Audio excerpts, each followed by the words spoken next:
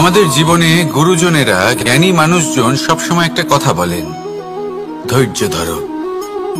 শুধুমাত্র দুটো শব্দ, কিন্তু কতটা বিশাল সেটা বোঝার চেষ্টা করুন। ছোট একটা অস্ত্র হাতে নিন এবং একটা বিশাল পর্বতে নিরন্তর প্রহার করতে থাকুন। ধৈর্য ধরে সেই কাজ করতে থাকুন। এমন একদিন আসবে এই বিশাল পর্বতে আপনি একটা পথ তৈরি করবেন। কোনো ধনুর্ধর যখন নিজের বিদ্যা অর্জন করেন তখন তাকেও ধৈর্য ধরতে হয়, তার নিজেকে সময় দিতে হয়, তবেই সে ধনুর্বিদ্যা শিখতে পারে। সেইভাবে আমাদের জীবনেও ধৈর্য ধরার খুব প্রয়োজন। পরিবারে ধৈর্য রাখতে পারলে তাহলে আস্তে আস্তে দেখবেন প্রেম বৃদ্ধি পাচ্ছে। সমাজে যদি ধৈর্য রাখতে পারেন তাহলে আস্তে আস্তে এই সমাজ আপনাকে সম্মান করবে। যদি নিজের জীবনে ধৈর্য রাখতে পারেন তাহলে নিজে থেকেই আত্মবিশ্বাস বাড়বে, নিজের বিকাশ হবে। জীবনে সবই সম্ভব যদি ধৈর্য রাখতে পারেন। হয়তো আস্তে আস্তে হবে, কিন্তু হবে অবশ্যই। শুধু ধৈর্য রাখুন, কারণ ধৈর্যই সবথেকে বড় পুঁজি। আসুন আর আমার সাথে ভালোবেসে বলুন, রাধা রাধা। আমাদের জীবনে যখনই আমরা কোনো বড় দায়িত্বের সম্মুখীন হই তখন আমরা তার থেকে দূরে পালাই, আর এই অজুহাত দিই যে না না, এত বেশি ভার বহন করার যোগ্যতা আমার নেই, আমি করতেই পারবো না। দেখুন, এই সংসারে ভিন্ন ভিন্ন ধরনের গাছ আছে, ছোট গাছ, বড় গাছ, কিন্তু বটগাছের মতো বড় এবং নিবিড় গাছ আর একটাও নেই। সে নিঃস্বার্থভাবে এই সংসারকে সেবা করে যায়, ছায়া প্রদান করে, শীতলতা প্রদান করে। আর যখন এমন সময় আসে যখন তার ওপর বোঝা অত্যন্ত বেড়ে যায়, সে কিন্তু কোনোভাবেই ভেঙে পড়ে না। তখন সে নিজের নিঃস্বার্থ কর্মের ফল লাভ করে, সেই নিঃস্বার্থ কর্ম যা সে করেছে। তার দেহ থেকে ছোট ছোট ঝুড়ি বার হয় এবং তা কাণ্ডের আকার ধারণ করে। সেই কাণ্ড মাটির কাছে পৌঁছয় এবং তারপর তা বটগাছের সহায়ক হয়ে ওঠে। সে ভেঙে পড়ে যায় না। এইভাবে আপনিও জীবনে নিঃস্বার্থভাবে সবার সেবা করুন, ভালোবাসুন, সবাইকে সাহায্য করুন। যেদিন আপনার ওপর বোঝা অত্যন্ত বেড়ে যাবে সেদিন এই সব মানুষ আপনাকে সাহায্য করার জন্য আসবেন, আপনার শক্তি হয়ে উঠবেন, আর আপনি বটগাছের মতোই মহান এবং বিশাল হয়ে উঠবেন। আসুন আর আমার সাথে ভালোবেসে বলুন, রাধা রাধা। একটা শব্দ আছে, পরিস্থিতি। অনেক মানুষের মুখে আমরা এই শব্দ শুনি। জীবনে যখন অসফল হই, দুঃখ আসে, সংকট আসে, কোনো বিপদ ঘনিয়ে আসে, তখন সমস্ত দোষ আমরা পরিস্থিতির ওপর চাপিয়ে দিই। আর দেখতে গেলে কোথাও না কোথাও ঠিকই করি। এই পরিস্থিতি প্রত্যেক দিনের মতো পাল্টাতে থাকে, কিন্তু এই দিন, এই রাত, এমন কেউ আছেন যিনি এর উপরেও নিয়ন্ত্রণ সাধন করেন, আর তিনি হলেন সূর্য। ঠিক সেই রকমই আমাদের জীবনেও সূর্য হলো এই মন। যদি এই মনের উপর আমরা নিয়ন্ত্রণ করতে পারি তাহলে আমরা জীবনকেও নিয়ন্ত্রণ করতে পারবো। প্রথমে এই মনের রাজা হয়ে উঠতে হবে। তাই মনে রাখবেন, যদি মন দুর্বল হয় তাহলে পরিস্থিতি আমাদের সমস্যা বলে মনে হবে। এই মন যদি স্থির হয়, পরিস্থিতি প্রতিস্পর্ধা বলে মনে হবে। আর এই মন যদি শক্তিশালী হয়ে ওঠে তাহলে যে কোনো পরিস্থিতি আপনার কাছে একটা সুযোগ মাত্র, এমন এক সুযোগ যাতে অগ্রসর হয়ে আপনি মহান হয়ে উঠতে পারেন। এই মনের শক্তির বৃদ্ধি ঘটান, মহান হয়ে উঠুন, আর আমার সাথে ভালোবেসে বলুন, রাধা রাধা। খুব সুন্দর একটা কাহিনী আছে। একবার এক ব্যক্তি নিজের অসফলতার জন্য ত্রস্ত হয়ে সময় দেবতার তপস্যা করতে বসলেন। উনি তপস্যা করলেন এবং সময় দেবতা প্রসন্ন হলেন, মানুষের রূপ ধারণ করে ওনার সামনে প্রকট হলেন। এবার সেই ব্যক্তি ওনাকে জিজ্ঞেস করলেন যে কি এমন আছে যার জন্য আপনি বারবার জয়ী হন আর আমি চিরকাল পরাজিত হয়ে থাকি? কেন এত পরিশ্রম করা সত্ত্বেও আমি সাফল্য লাভ করতে পারি না?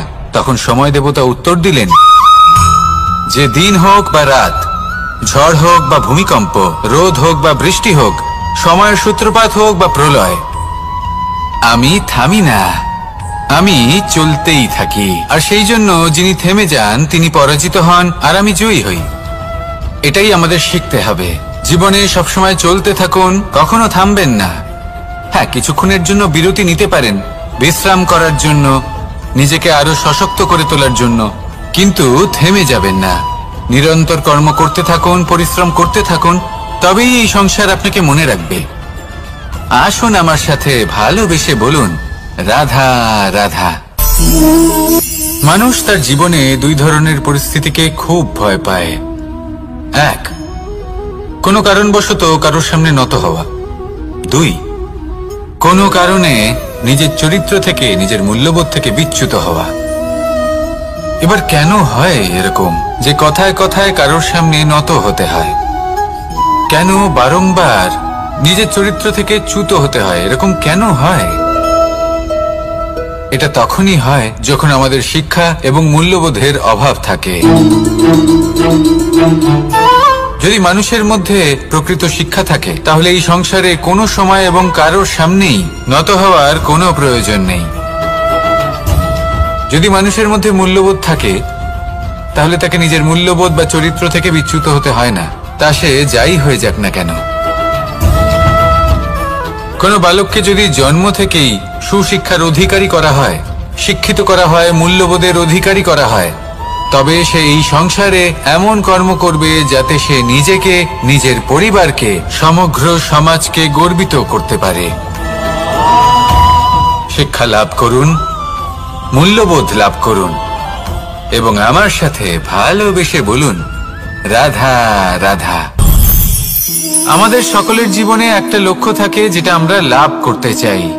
ঠিক যেন একটা প্রতিস্পর্ধা বিদ্যমান যে কে সব থেকে আগে নিজের লক্ষ্যে পৌঁছতে পারবে। আর সেই জন্য আমরা সকলেই খুব তাড়াতাড়ি এগোতে চেষ্টা করি, বড় এবং দীর্ঘ পদক্ষেপ ফেলি যাতে তাড়াতাড়ি নিজের লক্ষ্যে পৌঁছতে পারি। কিন্তু এক অত্যন্ত গুরুত্বপূর্ণ বিষয় আছে, সবসময় লক্ষ্য সামনে থাকবে না, কখনো কখনো তা খুঁজতে হয়। এই যাত্রা খুব কঠিন হতে পারে। আর ঠিক এই কারণেই সবসময় দ্রুত গতিতে চলা বা তাড়াতাড়ি পথে চলা সেটা আবশ্যক নয়। তার থেকেও বেশি গুরুত্বপূর্ণ হলো ভেবেচিন্তে তারপর পথ চলা। যদি ভেবেচিন্তে পদক্ষেপ ফেলেন, চলতে পারেন, তাহলে সেটাই সর্বশ্রেষ্ঠ পদক্ষেপ। কখন কোন দিকে যেতে হবে, কখন কোথায় দিক পাল্টানো যাবে না, কখন গতি বেশি রাখতে হবে, কখন কম, কখন থামবো, কখন চলবো, এই সব কিছুর বিষয়ে জ্ঞান অত্যন্ত গুরুত্বপূর্ণ এবং ভেবে চিন্তে চলতেই হবে। সেই জন্য শুধু তীব্র গতিতে সামনে এগোলে চলবে না, ভাবনা চিন্তা করে এগোতে হবে। আসুন আমার সাথে ভালোবেসে বলুন, রাধা রাধা। পায়েস হলো আমার বিশেষ প্রিয়। এর মধুর স্বাদ মনকে প্রফুল্ল করে তোলে। ছোটবেলায় মা আমার জন্য পায়েস বানাতেন এবং আমাকে বলতেন যে গরম থাকতে থাকতে খেয়ে নে কানাই, ঠান্ডা হয়ে গেলে ভালো লাগবে না। কিন্তু আমিও দুষ্টু ছিলাম, ঠান্ডা হওয়া পর্যন্ত অপেক্ষা করতাম। আর ঠান্ডা হয়ে যাবার পরে মার কাছে যেতাম আর ওনাকে বলতাম যে মা, পায়েস তো ঠান্ডা হয়ে গেছে, এটা গরম করে দিন। তখন মা হাসতেন আর বলতেন যে পায়েস না হয় আমি আবার গরম করে দেব কানাই, কিন্তু এর মধুর স্বাদ, সেই মিষ্টত্ব, সেই সুবাস, সেটা আবার ফিরে আসবে না। কথাটা সত্যি। আর এই সত্যটাই আমাদেরও জীবনের সত্য। আমাদের জীবনের মধুর সম্পর্কগুলি, এতে যখন কটুভাব প্রবেশ করে তখন সেই মিষ্টত্ব ফিরিয়ে আনা প্রায় অসম্ভব ব্যাপার হয়ে যায়। আপনি চেষ্টা করে সেই সম্পর্ক ঠিক করতেই পারবেন, তার জন্য অগাধ পরিশ্রম করতে হবে, কিন্তু আবার সেই মিষ্টত্ব কখনো ফিরে আসবে না। সেই জন্য আপনার জীবনের যে মধুর সম্পর্ক আছে, যতটা সম্ভব চেষ্টা করুন তাতে মিষ্টত্ব বজায় রাখতে। কটুভাব আসতে দেবেন না। আসুন আর আমার সাথে মধুর স্বরে বলুন, রাধা রাধা। শব্দ, শব্দ আসলে কি? শুধুই কয়েকটি অক্ষরের সমষ্টি, নাকি আমাদের বাণী? এই শব্দ এমন এক শক্তি যা কাউকেই নিজের বশবর্তী করে ফেলতে পারে। শব্দ এমন এক অস্ত্র যা কাউকে ক্ষত বিক্ষত করে দিতে পারে। এই শব্দ হলো একটি নাদ স্বরূপ যা কোনো ঘুমন্ত ব্যক্তিকেও জাগিয়ে তুলতে পারে এবং নিজের লক্ষ্যের দিকে অগ্রসর করতে পারে। শব্দে এত শক্তি আছে যে কারোর মনে এতটা আঘাত দিতে পারে যে সে হয়তো জীবনে আর কখনো এগোতেই পারল না।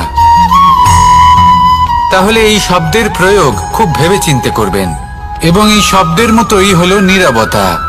অনেক সময় এই নীরবতা আমাদের সহায়ক হয়ে ওঠে। অনেক সময় এটা আমাদের অনুশোচনাকে অনেক বেশি বাড়িয়ে তুলতে পারে। ভীষ্ম পিতামহ, অঙ্গরাজ কর্ণ যখন দ্রৌপদীর বস্ত্রহরণ হচ্ছিল তখন এনারা নীরব ছিলেন। দুর্যোধনের বিরোধিতা করেননি, ওকে বাধা দেননি। আর তারপর কি হলো সেটা আপনারা সকলে জানেন। দেখতে গেলে নীরবতা চুপ করে থাকা, কিন্তু যদি কোনো দুষ্টের সামনে চুপ করে থাকেন, যদি তার বিরোধিতা না করতে পারেন, তাহলে এই নীরবতাই অনেক বড় পাপের আকার ধারণ করে। মনে রাখবেন আর আমার সাথে ভালোবেসে বলবেন, রাধা রাধা। আভূষণ। কার না ভালো লাগে এই আভূষণ? আমরা পরিশ্রম করি, ধন অর্জন করি আর আভূষণ কিনে থাকি, কখনো নিজের জন্য, কখনো বা তাদের জন্য যাকে আমরা ভালোবাসি, বা তাদের জন্য যাকে আমরা সম্মান করি। হয়তো সেই জন্যই সীতা চূড়ামণি ধারণ করেছিলেন এবং আমি সামন্তকমণি। কিন্তু এটাই কি সেই প্রকৃত আভূষণ যা আপনার মূল্য বৃদ্ধি করে? না। শ্রীরামের আভূষণ হলো ওনার নম্র ভদ্র ব্যবহার। মাতা সীতার আভূষণ হলো ওনার সততা, ওনার নিষ্ঠা, ওনার ত্যাগ। অর্জুনের আভূষণ ছিল ওনার একাগ্রতা। রাধার আভূষণ ওনার প্রেম। এই আভূষণ কোথাও নেই, আপনার মনে আছে। যদি আপনার মনে মিষ্টতা থাকে, তা শান্ত হয়, তাতে সততা থাকে, নিষ্ঠা থাকে এবং প্রেম থাকে, তাহলে আপনার অন্য আর কোনো আভূষণের কোনো প্রয়োজন নেই। আপনি যতই ভিড়ের মাঝে থাকুন, আপনার ঔজ্জ্বল্য চোখে পড়বে। আসুন আর আমার সাথে ভালোবেসে বলুন, রাধা রাধা। এই সংসারের সবথেকে বড় সত্যি হলো জন্ম এবং মৃত্যু। কিন্তু আরো বড় একটা সত্য আছে, মিত্র এবং শত্রু, যা আমাদের সকলের জীবনে থাকে। মিত্র সে যে আমাদের সঙ্গ দেয় এবং সংসারের সবথেকে উঁচু শিখরে আমাদের নিয়ে যায়, এবং শত্রু সে যে যে কোনো মুহূর্তে যে কোনো শিখর থেকে আমাদের নিচে ফেলে দিতে পারে। এবার বিচিত্র ব্যাপার হলো এটাই যে আমরা নিজেরাই এদের সাথে নিয়ে চলি, নিজেরাই এদের পালন করি। তা কি করে? প্রথমে বুঝুন এই মিত্র এবং শত্রু কারা। আপনার নিজের মন, আর কেউ নয়। এই মনই হলো মিত্র যখন তাতে ভারসাম্য বজায় থাকে, তা নিয়ন্ত্রিত থাকে, তা পবিত্র হয়। কিন্তু যদি এই মন অনিয়ন্ত্রিত হয়ে পড়ে, যদি আপনাকে সে নিয়ন্ত্রণ করতে শুরু করে, তখন সেই আপনার সবথেকে বড় শত্রু হয়। সেই জন্য এই মনের ওপর নিয়ন্ত্রণ রাখতে শিখুন, এতে ভারসাম্য বজায় রাখতে শিখুন। তাহলে আপনি এমন এক বন্ধুকে পাবেন যে আপনাকে এই সংসারের শিখরে পৌঁছে দেবে। আসুন আমার সাথে ভালোবেসে বলুন, রাধা রাধা। ঈশ্বর আসলে কে? সংসারের বেশিরভাগ মানুষের কাছে ঈশ্বর হলেন এই সংসারের রচয়িতা, পালনকর্তা। কারোর কাছে উনি জ্ঞাতা, কারোর কাছে উনি হলেন আস্থার প্রতীক, আবার কারোর জন্য শুধুমাত্র অন্ধ বিশ্বাস। কিন্তু এই ঈশ্বর কি কোনো শরীর, নাকি একটা বোধ, নাকি শুধুই শ্রদ্ধা? ঈশ্বর হলেন তিনি যিনি হলেন আপনার ইষ্ট। সেই জন্যই তো গুরু, মাতা, পিতা এনাদেরও ঈশ্বরই বলা হয়েছে। যাদেরকে আমরা ঈশ্বর বলে মনে করি, যারা আমাদের ইষ্ট, তারা আমাদের একটি পথ দেখান, একটি দিকে চালিত করেন। সেই পথে চলে আপনি শুভ কর্ম করতে পারেন। আর যখন কোনো ব্যক্তি তার ঈশ্বরের আদেশ পালন করেন তখন সে নিজে থেকেই শুভ পথে অগ্রসর হয়ে যান। বেশ কয়েকজন মানুষ ঈশ্বরের ওপর আস্থা রাখেন এবং ভাবেন যে অনুচিত কোনো কাজ করা উচিত নয়, ঈশ্বর দেখছেন। ওনারা ভয় পান যে কোনো অনুচিত কর্ম করলে কে জানে তার পরিণাম কি হবে। এমন অনেক ব্যক্তি রয়েছেন যারা ঈশ্বরকে বিশ্বাস করেন এবং জানেন যে ঈশ্বর তাদেরকে দেখছেন, তাই যে যে শুভ কর্ম ওনারা করেছেন তার ফল তারা অবশ্যই পাবেন। এবার আপনি ভয় পেয়ে ঈশ্বরকে বিশ্বাস করবেন নাকি বিশ্বাসের দ্বারা ঈশ্বরকে বিশ্বাস করবেন, সেই সিদ্ধান্ত আপনারই। কিন্তু হ্যাঁ, যদি আপনার মনে ঈশ্বরের জন্য কোনো স্থান থাকে, যদি আপনার কোনো ইষ্ট থাকেন, যদি আপনি কাউকে ঈশ্বর মনে করেন যার প্রত্যেক আদেশ আপনি পালন করে থাকেন, তাহলে বলি ঈশ্বর কখনো আপনাকে অনুচিত পথে চালিত করবেন না। আসুন আমার সাথে ভালোবেসে বলুন, রাধা রাধা। এই সংসারে ভিন্ন ভিন্ন ধরনের গাছ আছে, অসংখ্য ধরনের প্রজাতি আছে। কিছু গাছ পাতা দিয়ে থাকে, কিছু ফুল, কিছু ফল। কেউ ছায়া প্রদান করে, কেউ শীতলতা প্রদান করে, কেউ নিজেকে খুব কষ্ট দিয়ে এই সংসারের বিকাশে সহায়ক হয়ে ওঠে। কিন্তু এই সবার মধ্যে একটা বিষয় কিন্তু সমান, এরা প্রত্যেকেই পাতা ছাড়া, ফুল ছাড়া, ফল ছাড়া জীবিত থাকতেই পারে, কিন্তু কোনো বৃক্ষই শিকড় ছাড়া বেঁচে থাকতেই পারে না। এটাই হলো রাধার। ঠিক সেইভাবেই আমাদের জীবনে শক্তি হোক, ধন হোক বা সাফল্য হোক, আমাদের বা আমাদের পরিবারের প্রসন্নতাই হোক, এই সব কিছুর আধার হলো, সবকিছুর মূল হলো পরিশ্রম। তাই জীবনে চিরকাল পরিশ্রম করতে থাকুন। যদি আপনি জীবনে মহান হবার পথে অগ্রসর হতে চান, তাহলে পরিশ্রম করুন। এই পরিশ্রম দ্বারাই নিজের পরিবারকে প্রসন্ন করুন, নিজের বন্ধুদের প্রসন্ন করুন, এই সমাজকে গর্বিত করুন। আসুন আমার সাথে ভালোবেসে বলুন, রাধা রাধা। কখনো কোনো বাগানের কোনো বৃক্ষকে দেখেছেন যেখানে সুগন্ধি ফুল থাকে, রসালো ফল থাকে? তখন মন প্রফুল্ল হয়ে ওঠে, মন থেকে সেই বৃক্ষের প্রতি ভালোবাসা জন্মায়। কিন্তু যিনি বাগানের মালিক, শুধুমাত্র তিনিই জানেন যে কিভাবে এই বৃক্ষকে আগলে রাখতে হয়, কিভাবে তার পরিচর্যা করলে এতে সুন্দর সুগন্ধি ফুল হবে, রসালো ফল হবে। কখনো কখনো প্রয়োজনের থেকে বেশি রোদ পেলে এই বৃক্ষগুলি শুকিয়ে যায়, প্রয়োজনের থেকে কম রোদ পেলেও এই বৃক্ষ কিন্তু শুকিয়ে যায়। প্রয়োজনের থেকে কম জল যদি পায়, এই বৃক্ষ শুকিয়ে যেতে পারে। প্রয়োজনের থেকে অতিরিক্ত জল যদি পায়, তখনও এই বৃক্ষের শিকড়গুলি নষ্ট হয়ে যেতে পারে। এবার এটাই কিন্তু আমাদের সংসারের সাথেও হয়। আমাদের সংসারের সকল প্রতিভাশালী ব্যক্তি, যেমন লেখক, বিচারক, প্রবক্তা, যোদ্ধা, এদের সবার ক্ষেত্রে এই কথাটাই প্রযোজ্য। যদি বেশি প্রশংসা করা হয়, তাহলেও এরা হারিয়ে যাবেন। প্রয়োজনের থেকে বেশি যদি নিন্দা করা হয়, তখনও তারা নত হয়ে পড়বেন। তাহলে আপনি এদের রক্ষা করুন এবং নিজেদেরও। মনে রাখবেন একটা কথা, জেনে রাখুন কখন কোন নিন্দায় আপনি লজ্জিত হবেন না, আর কখন কোন প্রশংসার দ্বারা নিজের মধ্যে অহংবোধ জাগ্রত করবেন না। এই মন সুপ্রসন্ন হয়ে বলবে, রাধা রাধা। সময় কত বিচিত্র হয়। সময় আমাদের পক্ষে থাকলে আমরা নিজেদের রাজা মনে করে নিই, আর সেই সময় যদি বিপক্ষে চলে যায়, তাহলে নিঃস্ব হতে সময় লাগে না। তাই মানুষের একটা অভ্যেস আছে, খারাপ সময়ের জন্য কিছু সঞ্চয় করা। আত্মীয়, বন্ধু খারাপ সময় পাশ থেকে সরে যায়। যশ, মান প্রতিকূল সময় চিরস্থায়ী হয় না। তাই মানুষ মনে করে অর্থ সঞ্চয় করাই শ্রেয়। অর্থের কোনো হৃদয় নেই যা সময়ের সাথে পরিবর্তিত হবে। সংসার বলে সর্বদা অর্থ সঞ্চয় করতে থাকুন। খারাপ সময়ে অবশ্যই কাজে লাগবে, কিন্তু আমি বলবো শুভ কর্ম করতে থাকুন, আনন্দে থাকুন, নিজের ওপর আর ঈশ্বরের ওপরে বিশ্বাস রাখুন। খারাপ সময় কখনো আসবেই না। রাধা রাধা।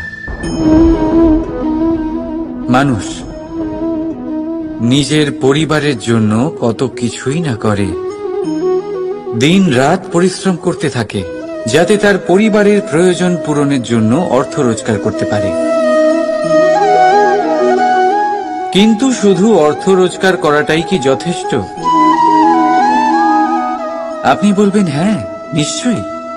অর্থ দিয়ে সব কিছু পাওয়া যায়, বিদ্যা পাওয়া যায়, বাড়ি পাওয়া যায়, ওষুধ পাওয়া যায়, আর কত কিছুই না পাওয়া যায়।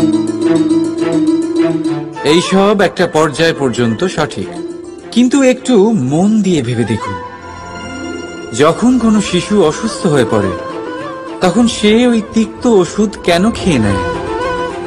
এই জন্য কারণ ওর পিতা সেই ওষুধ অর্থ দিয়ে কিনেছে? না, বরং এই জন্য কারণ তার পিতা যে তার সামনে দাঁড়িয়ে, তার ওপরে তার বিশ্বাস আছে। বিশ্বাস আছে যে উনি তার কিচ্ছু হতে দেবেন না। এই বিশ্বাস, এই সংস্কার, এই শিক্ষা কখনো অর্থ দিয়ে পাওয়া যায় না। এটা পাওয়া যায় সেই সময় থেকে যা মাতা পিতা তাদের সন্তানের সাথে কাটিয়েছেন। তাই জীবনে অর্থ অবশ্যই উপার্জন করুন, কিন্তু নিজের পরিবারকেও সময় দিন, আনন্দ পাবেন। রাধা রাধা। প্রকৃতি মানুষকে এক বিশেষ শক্তি দিয়েছে, অন্য জীবের থেকে বেশি শক্তি দিয়েছে, স্মরণ শক্তি। এই শক্তি মানুষকে অন্য জীবের থেকে ভিন্ন করে, ইতিহাস রচনা করার প্রেরণা দেয়, জ্ঞানকে বংশানুক্রমে এগিয়েও নিয়ে যায়। আর যারা ভুলে যান, অধিকাংশ সময় তারা উপহাস আর দয়ার পাত্র হয়ে যান। কিন্তু এটাই কি প্রকৃত রূপে সত্য? না। এই স্মরণ শক্তি মানুষের বিকাশের সব থেকে বড় বাধা হয়ে দাঁড়ায়, তার মনকে দূষিত করে দেয়। খারাপ অভিজ্ঞতা, কারোর করা বিশ্বাসঘাতকতা, কারোর কটাক্ষ বেশিরভাগ মানুষই ভুলতে পারেন না, আর তারপর প্রতিশোধ নিতে উদ্যত হন। প্রথমে সময় নষ্ট করেন প্রতিশোধের প্রস্তুতিতে, আর তারপর সময় নষ্ট করেন প্রতিশোধ নেওয়ার সুযোগ খুঁজতে। যদি সন্তুষ্টি পেতে চান, যদি জীবনে আনন্দ পেতে চান, তাহলে স্মরণ শক্তির সদ্ব্যবহার করুন। নিজের স্মরণ শক্তিকে চালনা করুন শুধুমাত্র ভালো কথা আর ভালো স্মৃতির দিকে। জীবনে আনন্দ পাবেন। রাধা রাধা। জীবন কি? এই জীবন আমরা জন্ম নিই, বড় হয়ে উঠি, আমাদের মা বাবা আমাদের পালন করেন, তারপর তাদের অর্থ দিয়ে আমাদের বাল্যকাল কাটে, আমরা আরো বড় হই, বিবাহ বন্ধনে আবদ্ধ হই, আমাদেরও সন্তান হয়, আমরা তাদের পালন করি, তারপর আমরা বৃদ্ধ হই, আর একদিন এই সংসার ছেড়ে আমরা সকলে চলে যাই। এটাই কি জীবন? আপনার মনে এই প্রশ্ন হয়তো অনেকবার জেগেছে, তাই না? এবার একটু জলের যাত্রাপথ লক্ষ্য করুন। সাগর থেকে বাষ্প হয়ে ওঠে এই জল, মেঘ হয়ে ঝরে পড়ে সে, তারপর নদী হয়ে আবার সাগরে মিলিয়ে যায়। কিন্তু কখনো এই প্রশ্ন করে না যে তার জীবন কি, তার উদ্দেশ্য কি। প্রতিটা মুহূর্ত বাঁচে সে, আর অন্যদের যতখানি সম্ভব সাহায্য করে। যখন সাগরে থাকে তখন অসংখ্য জীবকে জীবন দান করে। যখন সাগর থেকে বাষ্প হয়ে মেঘ হয়ে যায় তখন চাষিদের মনে এই আশা জাগায় যে ফসল আবার ফলবে। যখন বর্ষা হয়ে ঝরে পড়ে তখন এই শুকনো তৃষ্ণার্ত ধরিত্রীর তৃষ্ণা মেটায়। আর যখন নদীতে থাকে তখন তার পাড়ে নানান গাছপালার জন্ম দেয়।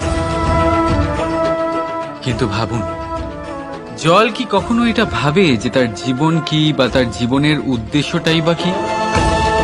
না, সে শুধু নিজের ধর্ম পালন করে যায় আর যতটা সম্ভব সবাইকে আনন্দ প্রদান করতে থাকে। সেই জন্যই জীবনে কখনো এই প্রশ্ন করবেন না যে এই জীবন কি, এই জীবনের উদ্দেশ্য কি। শুধু এই জীবন বাঁচুন আর যতটা সম্ভব সবাইকে আনন্দ প্রদান করুন। মন প্রসন্ন হয়ে বলবে রাধা রাধা। কখনো বৃষ্টির জন্য হওয়া কাদার মধ্যে দিয়ে আপনি নিজের বাড়ি ফিরেছেন? পাদুকা পরার জন্য আপনি ওই কাদা থেকে অবশ্যই বেঁচে যান, কিন্তু সেই পাদুকা থেকে আগত নোংরা কাদার ছিটে আপনার বস্ত্রকে ময়লা করেই দেয়।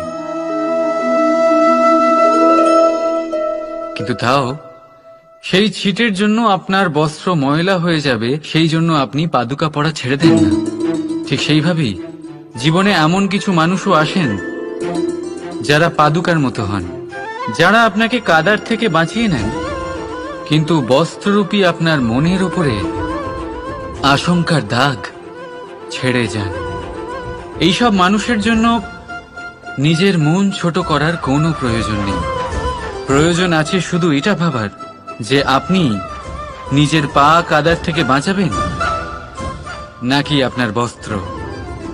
জীবনে গম্ভীর হওয়া ভালো কথা, কিন্তু সমস্ত বিষয় যদি গম্ভীরভাবে ভাবতে থাকেন তাহলে জীবনের আনন্দটাই শেষ হয়ে যাবে।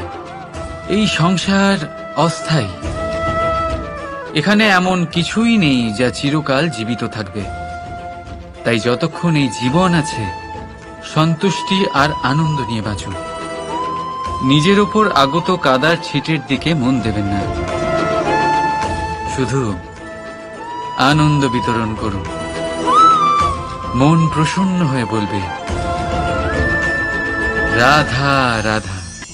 আজ আপনাকে একটা গল্প শোনাচ্ছি। একদিন এক ব্যক্তি নিজের দ্বারে লিখে দিলেন, আজ আমি ভীষণ দুঃখী, আজ আমার সাথে কেউ দেখা করতে আসবেন না। কিছুক্ষণ পরে তার এক বন্ধু এলো, সে সেই লেখা পড়ল, তাও গিয়ে তার সাথে দেখা করল। সে বলল, আমি লেখাপড়া জানি না, কিন্তু আমার বন্ধুর মনের এই বেদনা, এটা আমাকে সবসময় ডাক দেয়। এরাই হলো আসল বন্ধু। কোনো কারণে আপনি যদি দুঃখ পান, কোনো সমস্যার সমাধান না বের করতে পারেন, এই সংসার থেকে আলাদা হয়ে যেতে চান, তাও এই বন্ধু আপনার সাথেই থাকবে। সমস্যার সমাধান না দিতে পারলেও আপনার সম্বল হয়ে অবশ্যই থাকবে। হয়তো আপনার দুঃখ কম করতে পারবে না, কিন্তু আশার আলো অবশ্যই দেখাবে। যখন আপনি সংসারের থেকে আলাদা হয়ে যান, তখনও আপনার সাথে যুক্ত থাকে আপনার এই বন্ধু, আসল বন্ধু। এবারে আমরা মানুষেরা বড়ই বিচিত্র। তারা সব সময় যে কোনো জিনিসের মাহাত্ম্য দুবার বুঝতে পারে। এক, তা পাওয়ার আগে। দুই, তা হারাবার পরে। এবারে ঠিক এরকমই আমাদের বন্ধুরাও হয়। যদি আজ আপনার বন্ধুরা আপনার সাথে থাকে, তাদের প্রতি কৃতজ্ঞ থাকুন, তাদের প্রসন্ন রাখুন, তাদের মাহাত্ম্য বুঝুন। কারণ একবার আপনি এদের হারালে অনুতাপ করলেও আর এদের ফেরত পাবেন না। তাই ভালোবাসুন, বন্ধুত্ব বজায় রাখুন, আর আমার সাথে প্রসন্ন হয়ে বলুন রাধা রাধা। আমাদের মধ্যে বহু মানুষ মাঝে মাঝে নিজেকে অকর্মণ্য মনে করি, ভেবে নিই যে এত চেষ্টা করার পরেও কিছুই পেলাম না, আর হয়তো পরেও কিছুই পাব না। আর সেই জন্য নিজের জীবনের সমস্ত বোঝা অন্য কারোর কাঁধে চাপিয়ে দিই, নিজের ওপরে বিশ্বাস হারিয়ে ফেলি। কেন বুঝতে পারেন না এই কথাটা? যে যতক্ষণ না পায়ে কোনো কাঁটা ফুটবে, ব্যক্তি কি করে বুঝতে পারবে যে এরপর থেকে নিচে তাকিয়ে চলতে হবে। সূর্যকে নিজে জ্বলতে হয় যাতে বাকিদের প্রকাশ দিতে পারে সে। রাতের অন্ধকারের সাথে লড়াই করার জন্য চন্দ্রিমাকে আকাশে একা উজ্জ্বল হতে হয়। নদী নিজের যাত্রা কি করে করে, নিজের পথ কি করে নির্মাণ করে? সে পাথরের সাথে লড়াই করে তা বানায়। যদি স্বয়ং আপনি নিজের সাহায্য করতে অক্ষম হন, তাহলে নিশ্চিতভাবে আপনার এই জীবন ব্যর্থ হয়ে যাবে। তাই মনে রাখবেন, এই সংসারে নিজের জীবনের ভার নিজের কাঁধেই বহন করতে হয়। অন্যের কাঁধের ওপর শুধুমাত্র পরলোক যাত্রা হয়। সেই জন্য এই সংসারে জীবিত সেই যে আত্মনির্ভর।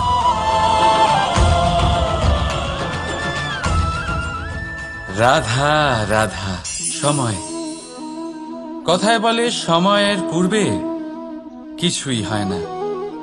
প্রতিটা ঘটনার একটা সময় থাকে। সময়ের আগে না সূর্যোদয় হয় আর না সূর্যাস্ত হয়।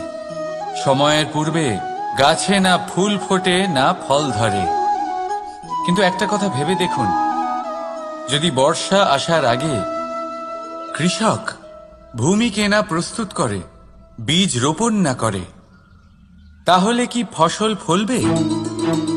যদি কোনো যোদ্ধা যুদ্ধের পূর্বে নিজের অস্ত্রের ধার না দেয়, তাহলে সে যুদ্ধ কি করে লড়বে?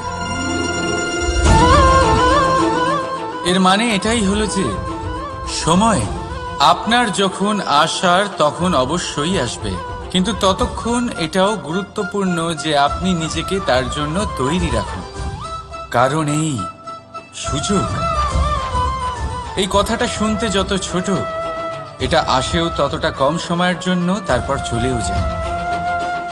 এবার যদি সুযোগ আপনার হাতে আসে আর আপনি তার জন্য তৈরি না থাকেন, তাহলে আপনি সাফল্য কি করে পাবেন? তাই আপনি সঠিক সময়ের জন্য অপেক্ষা করুন, সেই সুযোগের জন্য অপেক্ষা করুন, কিন্তু ততক্ষণ নিজের চেষ্টার দ্বারা নিজেকে আরো সক্ষম করে তুলুন। কারণ সাফল্য আপনার জন্য অপেক্ষা করছে, শুধু আপনি তার জন্য তৈরি থাকুন। রাধা রাধা। কথা মানুষের পাওয়া সবচেয়ে অদ্ভুত উপহার। এই কথাই মানুষকে এই সংসারের সমস্ত প্রাণীর থেকে ভিন্ন করে তোলে, সংসারের সবচেয়ে উপরে নিয়ে যায়। এই কথার কারণেই আমরা একে অপরের সাথে ভাব আদান প্রদান করি। আমি আমার মনের ভাবনা অন্য কাউকে ব্যক্ত করতে পারি, অন্য কেউ তাদের ভাবনা আমাকে ব্যক্ত করতে পারে। এই কথাই আমাদের সবচেয়ে বড় ঢাল। এবারে দেখুন, আপনি নিশ্চয়ই লক্ষ্য করেছেন, কারোর কথা মধুর হলে লোকে তাকে ভালোবাসে, তাকে নিজের বন্ধু বানায়। সেইভাবেই যদি কারোর কথা কঠোর হয়, তাহলে লোকে তাকে ঘৃণা করে, তাকে নিজের শত্রু মনে করে। এই কথাই ভাষা হয়ে আমাদের ইতিহাস রচনা করে। তবে আমরা কি সত্যি বাণীর বিষয়ে অতটাই ভাবি যতটা আমাদের ভাবা উচিত? ভেবে দেখুন, মানুষের কথা বলতে শিখতে কত সময় লাগে। কোনো বালক 1.5 বছর বয়সে কথা বলতে শেখে, কেউ 2 বছরে, কেউ 3। এবার দেখুন, মানুষ 1.5 বছর বয়সে কথা বলতে শিখে গেলেও তার কি বলা উচিত এটা সারা জীবনেও শিখতে পারে না। এর উপরে মনোনিবেশ করুন, এটা বোঝবার চেষ্টা করুন কি বলা উচিত। নিজের কথা শুদ্ধ করুন, নিজের কথা মধুর করুন, আর সেই মধুরতার সাথে আমার সঙ্গে বলুন, রাধা রাধা। এই লক্ষ্য আসলে কি? এই লক্ষ্য তাই যা আমরা পেতে চাই। এই সংসারে সুখী কে হয়? সুখী সেই যে তার লক্ষ্য পেয়ে গেছে। দুঃখী কে হয়? দুঃখী সেই যে তার লক্ষ্য এখনো পায়নি। এবারে প্রশ্ন এখন এটাই যে লক্ষ্য সবাই পেতে চায়, লক্ষ্য পাওয়ার জন্য সবাই প্রাণপণ চেষ্টাও করে, তাহলে সবাই তাদের লক্ষ্যে পৌঁছতে পারে না কেন? ঠিক আছে, কোথাও না কোথাও কিছু না কিছু কমতি থেকেই যায়। যাই বাধা থাক, আজকে আমি আপনাকে একটা উপায় বলবো এই লক্ষ্য পাওয়ার জন্য। একটা কাগজ নিন, তাতে একটা চিহ্ন বানান, সেটাই হবে আপনার লক্ষ্য। এবারে সেই লক্ষ্যে পৌঁছানোর একটা পথ বানান। এবারে এই যাত্রাকে ভিন্ন ভিন্ন ভাগে বিভাজন করে দিন। এবারে এটা হলো আপনার পরিকল্পনা। এবার এই পরিকল্পনা ক্রমানুসারে আপনি পালন করতে থাকুন, এটাই হবে আপনার চেষ্টা। এবার এইভাবে যদি আপনি চেষ্টা করতে থাকেন, যাই আপনার কল্পনা হোক না কেন তা বাস্তব অবশ্যই হবে। তাহলে এই কল্পনাকে বাস্তবে রূপান্তরিত করুন। এইভাবেই নিজের পরিকল্পনা পালন করতে থাকুন। আপনার যাই কল্পনা থাকুক বা যাই লক্ষ্য থাকুক, তা বাস্তবে পরিণত হয়ে আপনার হাতে অবশ্যই আসবে। রাধা রাধা। বাবার এক মিত্র ছিলেন, বড়ই দুঃখী ছিলেন, বিপদে পড়েছিলেন। কি করবেন? ব্যবসা ভালোভাবে চলছিল না, বাড়িতে শান্তি ছিল না, সমস্ত জায়গায় ক্ষতি হচ্ছিল। তাই উনি একজন জ্যোতিষীকে দেখালেন।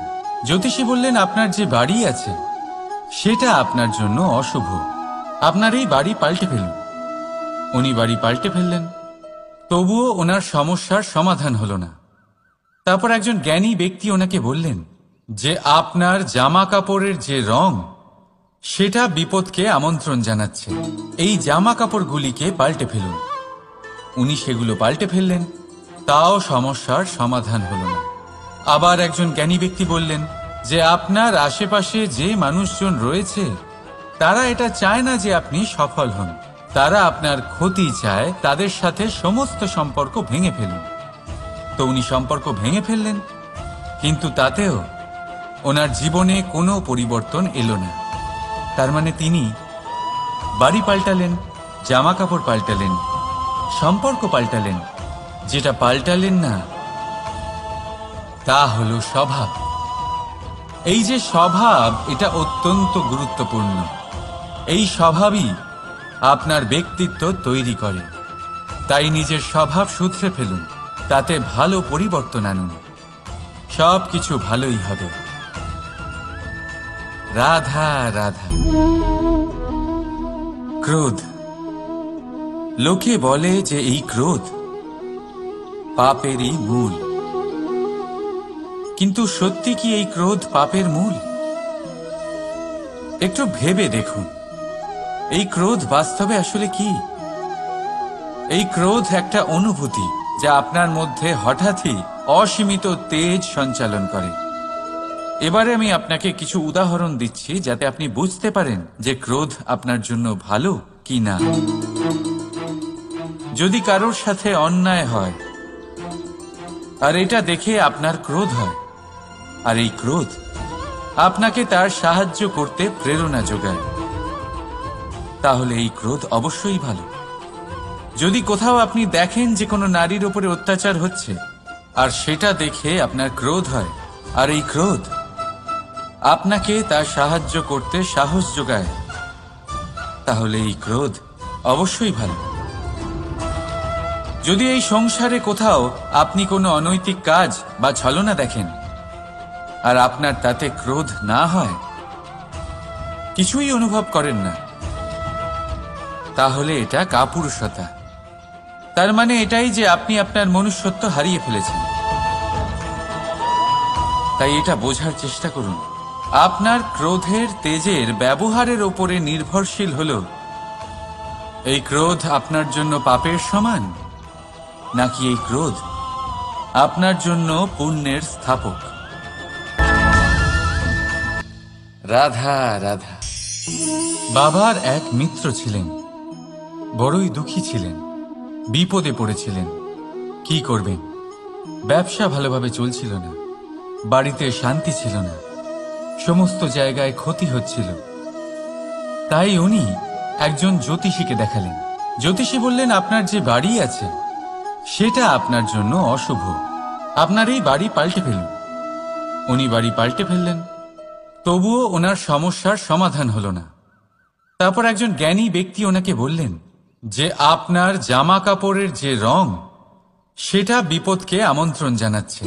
এই জামা কাপড়গুলিকে পাল্টে ফেলুন। উনি সেগুলো পাল্টে ফেললেন, তাও সমস্যার সমাধান হলো না।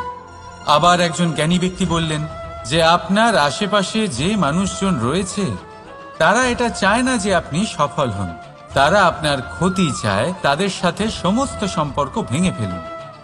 তো উনি সম্পর্ক ভেঙে ফেললেন, কিন্তু তাতেও ওনার জীবনে কোনো পরিবর্তন এলো না। তার মানে তিনি বাড়ি পাল্টালেন, জামা কাপড় পাল্টালেন, সম্পর্ক পাল্টালেন, যেটা পাল্টালেন না তা হলো স্বভাব। এই যে স্বভাব, এটা অত্যন্ত গুরুত্বপূর্ণ। এই স্বভাবই আপনার ব্যক্তিত্ব তৈরি করে। তাই নিজের স্বভাব শুধরে ফেলুন, তাতে ভালো পরিবর্তন আনুন, সবকিছু ভালোই হবে। রাধা রাধা।